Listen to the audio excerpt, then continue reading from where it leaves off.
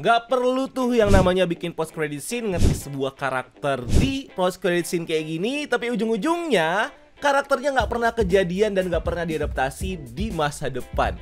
Pelajaran ini yang diambil sama James Gunn yang akhirnya diimplementasikan di film Superman-nya dia. Dia nggak lagi nunjukin karakter yang bakal dia tunjukkan walaupun jelas-jelas bakal ada proyeknya dan udah diumumin sama dia. Dia lebih memilih untuk bener-bener fokus ke jokes atau fokus juga ke hal-hal yang lebih tersembunyi untuk nantinya kita ungkapkan yang mungkin punya koneksi ke depannya di universe yang sedang dia bangun ini. So, gue bakal ngebahas dua post credit scene yang mungkin penting dan gak penting sebenarnya dari film Superman. Tapi gue melihat ada sesuatu yang bisa digali dari sini. So, gak usah lama-lama lagi, langsung aja bareng gue Rian. Let's explore this universe.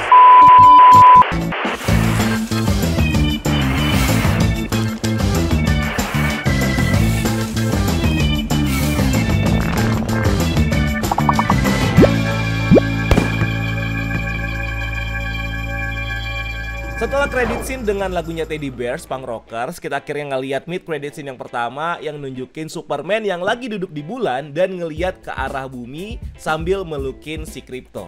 Ini di shot dari belakang dan Superman tuh ngeliat ke arah bumi walaupun sebenarnya ekspresinya nggak kelihatan, tapi di sini tergambar jelas dari bagaimana si Superman ini seperti kelihatan mengagumi dan seperti pelindung yang melihat bumi sebagai sesuatu yang harus dia lindungi. Dia juga melukin Krypto yang di sini Krypto juga gerak-geriknya udah beda banget, yang tadinya suka gerasak-gerusuk dan lain-lain, tapi di sini malah jadi manja banget sama si Superman yang bikin ini jadi scene yang touchy banget sebenarnya. Udah gitu aja mid credit scene-nya. Tapi sebenarnya ini punya makna yang lumayan dalam. Pertama, ini semakin memperjelas posisinya si David Corenswet sebagai Superman ini yang dibikin sama si James Gunn sebagai superhero yang bener-bener punya hati, yang bener-bener kayak menunjukkan kalau dia tuh ingin melindungi, yang bener-bener lebih manusia dari manusia. Kenapa? Karena dengan dia duduk di sini itu kelihatan kalau dia tuh mengagumi bumi. Dia tuh kayak kagum banget ngeliatin bumi. Dia tuh kayak, gue tuh harus melindungi bumi ini. Bukan yang justru kayak gaya-gayanya Snyderverse yang terlihat seperti dewa, terlihat seperti orang yang menakutkan, gelap dan lain-lain. Tapi di sini justru dia menunjukkan sisi manusianya sebagai seorang pelindung dengan melihat sesuatu yang dia kagumi. Nah, rasa kagum ini kan manusiawi banget ya, nggak kayak si Henry Cavill dulu yang kayak gitu-gitu aja gitu, malah terlihat dia seperti menakutkan ya. Tapi di sini justru si David Corenswet ini lebih menunjukkan sisi emosionalnya dia ketika dia melihat bumi. Dan di sini juga ada perubahan dari sifat-sifatnya si Krypto, dimana dulu sebelumnya yang di sepanjang film ini dia tuh kan lebih gerasa-gerusuk, jadi anjing nakal dan segala macam. Tapi kali ini malah jadi lebih manja sama si Superman. Tapi ini bukan nggak ada alasannya nih. Gua punya dua alasan sama ini nih. Yang pertama, ini mungkin gak penting, tapi menurut gua Krypto itu takut. Makanya dia jadi pegangan terus sama si Superman. Karena ini mungkin ya, kalau misalnya kita tempatkan posisinya, ini tuh ada di, ya mungkin di sela-sela dia ngejagain si, maksudnya sebelum dari film ini, atau mungkin setelah kejadian film ini. Tapi sebenarnya ini adalah proses bagaimana si Superman ngajak jalan-jalan si Krypto. Ya kalau ngajak jalan-jalan cuma ke dunia aja kan dia mungkin bakal ngerusuh ya. Bakal ya ngerusak peternakan orang lah, bakal ngerusuh, ngambil-ngambilin apa segala macem. Tapi dengan dia ngajakin jalan-jalannya ke bulan, dia mungkin lebih ngerasa ya udahlah nggak apa-apa nih, Krypto main aja di bulan, apa juga mau dirasakin sama dia, nggak apa-apa gitu kan. Makanya diajaknya ke bulan. Tapi di sisi lain si Krypto ini sebenarnya takut sama ya mungkin sama apa ya, tanah bulan atau takut sama ketinggian dan lain-lain, yang akhirnya malah bikin si Krypto ini jadi lebih tenang dan malah lebih manja sama si Superman. Sebenarnya itu yang gue pikirin kenapa perubahan sikapnya si Krypto ini terjadi di mid credit scene ini. Atau yang kedua, ya simply karena si Superman ini dan si Krypto udah lebih bonding dari sebelumnya. Atau mungkin ini ada kejadian dimana si Supergirl, si Kara ini menitipkan anjingnya ini atau ngasih anjingnya ini ke Superman secara permanen. Karena mungkin si Kara punya urusan yang lebih penting, atau dia lebih memilih buat mabok-mabokan atau mungkin berpetualang ya. Yang akhirnya terjadi bonding antara si Krypto dan Superman. Tapi gue lebih suka sebenarnya si Krypto ini nantinya bakal ikutan juga di film Supergirl nanti, yang mungkin ya kalau dicerita di komiknya si Krypto ini bakal terluka dan akhirnya ini bakal bikin si Supergirl ini emosi. Nah, scene ini juga sebenarnya adalah tribute buat komik klasik Superman All Star Superman karya si Grant Morrison, dimana ini juga menggambarkan situasi yang sama, dimana si Superman suka banget ke bulan cuma buat memandangi bumi dari kejauhan. Dan memang James Gunn sendiri bilang kalau dia banyak terinspirasi dari komik itu dalam implementasinya dia ke adaptasi Superman yang sekarang ini. Di sini sebenarnya kita juga bisa ngegali emosinya Superman antara dia ngelihat bumi ini sebagai beban yang harus dia pikul atau sesuatu yang harus dia kagumi seperti yang gue bilang tadi. But gue rasa Superman ini emang kagum sama bumi dan dia jadi punya tanggung jawab besar untuk melindungi bumi saking cintanya dia sama bumi dan semua isi-isinya. Dan yang gue suka yang juga udah gue bahas di video sebelumnya adalah bagaimana perasaan dan kebaikan ini tuh tumbuh bukan dari pesannya orang tuanya dia yang dulu-dulunya tuh selalu jadi motivasi buat dia untuk menjadi superhero, tapi justru ini terbentuk dari bagaimana orang tua kandungnya si Pak Kent dan juga Maken ini membesarkan si Superman atau si Clark Kent, yang basically anak yang dibesarkan sama dua orang baik yang sayang banget sama dia, yang menunjukkan kebaikan. Ya tentunya kebaikan itu yang nantinya bakal diikutin sama si anak ini. Ya kasarnya orang tuh kan anak kecil ya, itu lebih ngelihat ke sikap atau sikapnya orang tuanya di rumah dibanding nasihat-nasihatnya dia. Dan ini bener-bener terjadi di dunia nyata, dimana lu mau, misalnya lu punya anak nih, lu mau nasihatin anak lu beribu-ribu kali dengan apa yang lu pengen, tapi kalau kelakuan lu yang lu tunjukin di rumah itu juga berbanding terbalik, orang atau anaknya ini pasti bakal lebih ngikutin ke kelakuan lu di rumah. Nah ini nih sebenarnya yang justru dibikin lebih logis sama si James Gunn dengan ya si Superman ini menjadi baik karena dia melihat dua orang tuanya ini yang memang bersikap seperti emang orang baik gitu, dibanding cuman dari nasihat pesan yang cuman satu paragraf doang dari orang tua kandungnya yang udah meninggal. Nah, untuk post credit scene kedua, ini sebenarnya lebih ke komedi tapi punya makna yang juga dalam. Bukan cuma makna tapi ada koneksi yang juga kedepannya bisa jadi konflik tersendiri. Oke, di post credit scene ini kita bisa ngelihat Superman dan Mr. Terrific yang ada di depan gedung, dimana ini masih ada di wilayah dimana tahanan-tahanannya si Lex Luthor ini dibebaskan dan udah diangkut dari pesawat. Nah di sini Superman ngelihat kalau posisi gedung atau retakan yang tadinya udah terbuka dan disatukan kembali ini agak miring dan gak match. Jadi kayak gak bener-bener match, tapi bener-bener miring kayak gitu. Dan ini bikin Mr. Terrific jadi marah karena men, lu pikir gampang ya untuk membuka, udah dibuka kayak gitu celahnya terus lu satukan lagi. Jadi lu mau gua buka lagi terus gua satukan lagi gitu. Nah ini jadi satu komedi yang terjadi antara kedua karakter ini yang bikin dua karakter ini jadi makin hangat. Dan juga satu kalimat yang juga gua suka banget dari Superman adalah dia mengakui kalau kadang-kadang dia tuh bisa jadi brengsek cuman dari kata-katanya dia. Nah kenapa sih Mr. Terrific ini tersinggung? Ini karena Mr. Terrific ini adalah orang yang perfeksionis. Lu bayangkan ketika orang yang perfeksionis udah melakukan segala cara untuk menyatukan itu, terus diprotes sama si Superman, ya jadinya itu bikin si Mr. Terrific yang perfeksionis ini tersinggung, yang akhirnya dia jadi marah. Jadi sebenarnya dia tuh bukan marah sama Superman-nya, dia marah sama diri sendirinya juga, karena men iya ya, kok gue gak bisa bikin ini kembali seperti semula, malah jadi agak miring. Ya walaupun si Superman ini juga mengakui kalau dia tuh gak bisa mengontrol kata-katanya dia dan malah jadi kayak orang brengsek. Nah ini tuh bisa dibilang adalah scene yang menggambarkan slice of life atau potongan kehidupan dari para superhero yang diadaptasi di film ini, which is Superman dan juga Mr. Terrific, yang malah menunjukkan juga sekali lagi ini tentang emosi. Bagaimana Superman digambarkan sangat-sangat manusiawi dan bahkan bisa bikin orang tersinggung. Selain itu juga kata-kata jerk ini juga adaptasi dari komik-komik Silver Age dulu, dimana ya Superman juga kadang mengakui kalau dirinya ini jerk dari kata-katanya dia. Bahkan beberapa kali Superman ini sering banget iseng ke temen-temennya, sering banget kerjaan temen-temennya. Ya dia emang benar-benar semanusiawi itu karakter Superman. Makanya lagi-lagi yang gue sindir di sini adalah Snyderverse. Zack Snyder ya memang implementasi dan adaptasi itu nggak sepenuhnya memang salah ya, tapi ketika Zack Snyder menggambarkan dia seperti dewa, jadinya benar-benar Superman kayak dark aja. Dan kalau mungkin kalian suka sama Superman versi Zack Snyder, ya sebenarnya kalian lebih ke kalian suka Batman yang dark, cuman pengen lihat Superman dengan gaya yang sama aja. But Superman adalah orang yang benar-benar semanusiawi dan seekspresif dan semanusiawi ini.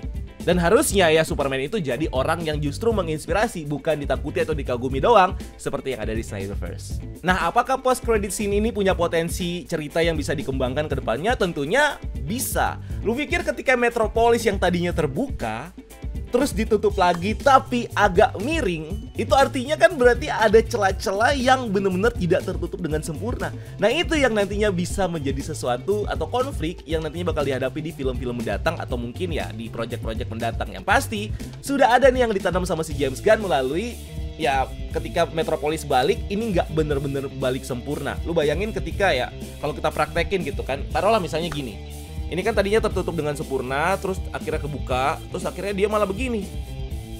Kan ada celah-celahnya tuh. Ada celah di sini, ya kan? Ada celah di sini.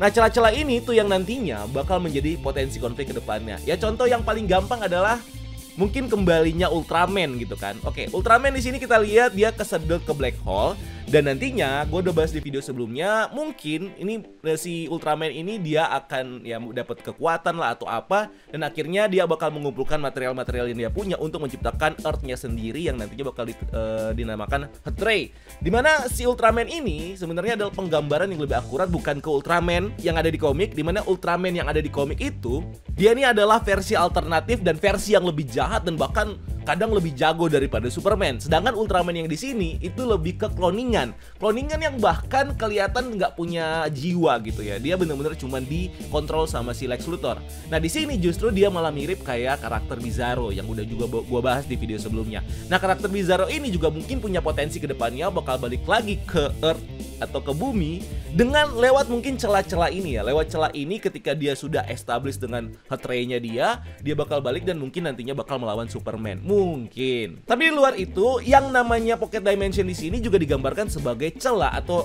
sebuah universe atau sebuah dimensi yang ada di antara satu universe dengan universe lainnya, yang artinya ini bisa juga jadi jembatan untuk mengkoneksikan universe DCU yang sekarang ada yang dipunya James Gunn ini dengan universe DC yang lainnya yang bisa dibilang Elseworld gitu ya. So bisa jadi juga masalah-masalah kedepannya ini bakal muncul di sini yang nantinya bakal membawa ke krisis multiverse yang akan terjadi di DC Universe.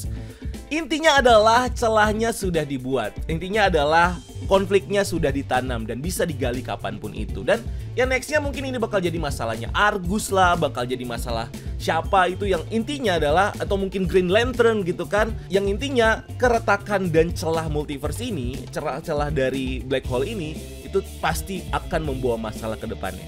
So kita tinggal tunggu aja nantinya James Gunn bakal bikin konflik ini seperti apa. Nah, dua post credit scene ini sebenarnya dapat respon yang mix ya sama audience. Yang pertama ada yang kontra banget, yang kayak ini apaan sih, kok post credit scene-nya gini doang, kok kayak gini, nggak apa-apa nih, nggak penting gitu. Ya sebenarnya ya banyak juga, dan gue juga awalnya kayak ya ini nggak penting nih sebenarnya. Tapi ternyata banyak juga yang pro, dan setelah gue cerna, gue juga termasuk adalah orang yang pro. Karena sebenarnya kita nih audiens udah mulai capek yang namanya teaser yang ditaruh di bagian post credit scene yang ujung-ujungnya nggak pernah kejadian. Dan ini bisa dibilang atau kita namakan sebagai teaser fatigue. Teaser fatigue ini ya karena udah kebanyakan, dan ini selalu Marvel yang bikin. Marvel tuh sering banget dia bikin post credit scene yang kayak membuka potensi untuk satu karakter bakal dimunculkan ke depannya, tapi ujung-ujungnya nggak pernah kejadian. Dan James Gunn juga udah sering banget ngalamin ini. Bukan cuman James Gunn, banyak juga kan sutradara-sutradara lain yang ngerjain ini yang ujung-ujungnya ya karakternya cuman jadi gitu doang. Contoh Harry Styles di film Eternals sebagai Eros. Ya udah dia muncul gitu doang, padahal itu udah keren banget. Entrance-nya dia keren, kostumnya dia keren, bahkan introducing dia juga keren kan. Saudaranya Thanos, men. Lu bayangin kita abis ketemu Thanos yang seserem itu, kita malah ngeliat ada saudaranya dia yang bentukannya malah ya Harry Styles gitu kan, ganteng. Jadi kita penasaran, wah bakal ngapain nih Harry Styles ke depannya.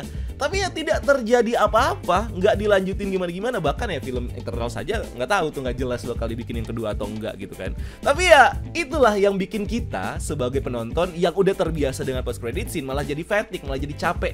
Ini ngapain sih bikin post credit scene yang ujung-ujungnya lu nggak bakal bayar, itu nggak bakal lunasin. Jadi mendingan nggak usah sama sekali. Nah, James Gunn sendiri mengakui kalau dia tuh sebenarnya jadi punya isu juga sama post credit scene ini yang dia alamin di Guardians of the Galaxy Volume 3. Jadi di Guardians of the Galaxy Volume pertama dia udah ngerti soal Adam Warlock, dan gue adalah orang yang sangat-sangat semangat waktu itu, awal-awal gue nge-YouTube by the way, untuk ngangkat soal Adam Warlock ini, yang dimana kita masih tinggal satu batu doang tuh, Soul Stone, yang dari warna dan juga ya udah dari komiknya juga harusnya ada di dahinya si Adam Warlock. Tapi malah nggak kejadian, malah si Soul Stone-nya ini ya ditaruh di satu kejadian yang bikin semua orang nangis di kematian Natasha gitu, di Vormir.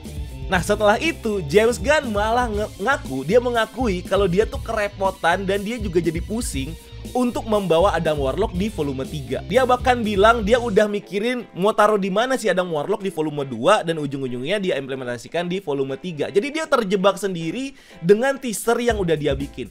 Walaupun kita nggak tahu sebenarnya Adam Warlock ini siapa yang punya ide untuk masukkan di ending volume 1. Apakah itu Marvel Studios atau mungkin si James Gunn sendiri. Tapi ujung-ujungnya ya mereka sendiri yang kerepotan untuk ya gimana ya cara masukinnya gitu kan. Dan akhirnya ya jadilah Adam Warlock yang menurut gua agak sedikit mengecewakan di volume 3. Nah malah James Gunn sendiri bilang kalau dia ngelihat audiens malah suka sama post credit scene yang justru konyol dan juga lucu. Misalnya contoh kemunculan Stan Lee dan juga The Watcher di volume 2. Terus juga ada Howard the Duck di volume 2. Dan itu semuanya jadi sesuatu yang justru disukai sama orang yang gak ngetis apa-apa. Walaupun sebenarnya ada juga yang ditis di volume 2 ya. Tapi ya ujung-ujungnya juga gak kejadian.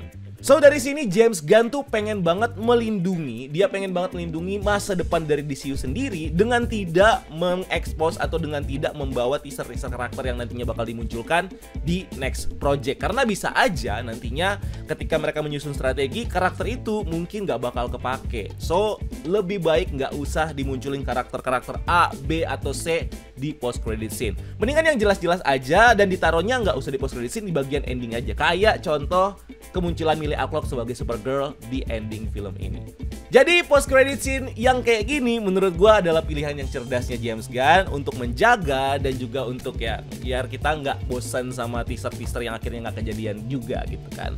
So menurut gua James Gunn masih tetap oke walaupun post credit scene ya mungkin buat beberapa orang mengecewakan dan mungkin buat gua awal-awalnya juga ya kok gitu doang. Tapi ternyata memang harusnya dibikin seperti itu. Tapi kalau mau tahu guys pendapat kalian di kolom komentar, kalau kalian punya pendapat soal post credit scene ini, kalau kalian punya teori atau apapun itu silahkan tumpahkan semuanya di kolom komentar dan kita diskusi rame-rame. And thank you udah nonton video ini, jangan lupa like video ini dan subscribe sebagai bentuk dukungan kalian buat channel ini.